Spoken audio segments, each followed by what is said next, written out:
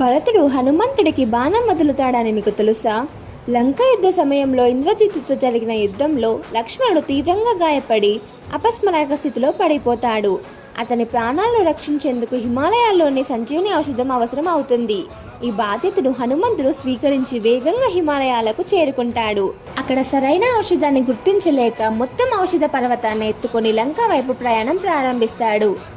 అప్పటికే అయోధ్యలో ఉన్న భరతుడు ఆకాశంలో పర్వతంతో వేగంగా వస్తున్న హనుమంతుడిని చూసి శత్రువని అనుమానిస్తాడు. రాజ్యాన్ని రక్షించాలనే ధర్మబద్ధమైన భావంతో తన బాణాన్ని వీడుస్తాడు.